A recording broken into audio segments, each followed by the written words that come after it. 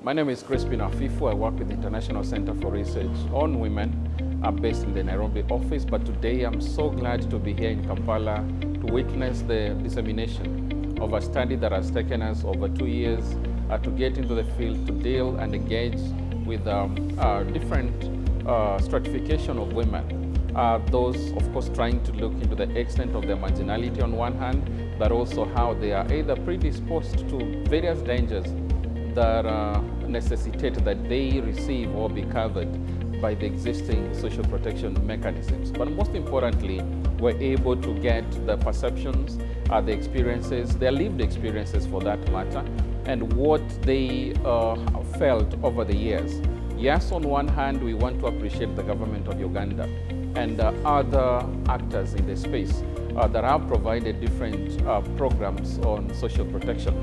On the other side, there still continue to be experienced gaps, challenges in terms of access, in terms of delivery, in terms of recruitment, in terms of registration, but most importantly, in terms of these women really getting to have true benefit of the social protection programs that already exist.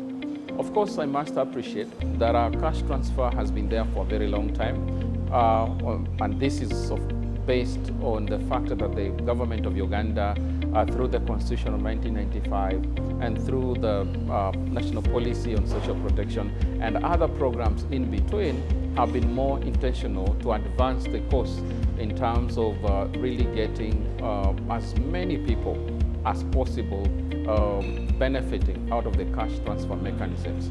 But that said, the study that we have disseminated today is showing that there are still existing glaring gaps, especially on the fact that most of these women are not adequately targeted. The cash transfers are inadequate to solve a lot of their social and economic challenges that they experience from time to time. Those that are leading or heads of their own households with children that have needs. And all this, you realize that the coverage is not adequate. What we are saying is that if the government and actors, be they civil society organizations, the private sector, development partners, and the coordination of the various ministries that are in charge of social protection programs, if they can now be more intentional to ensure that these gaps are closed, and of course that there is a better system, in this case enhancing the single registry, so that even those that are supporting different segments of the population, they can draw beneficiaries from that single registry.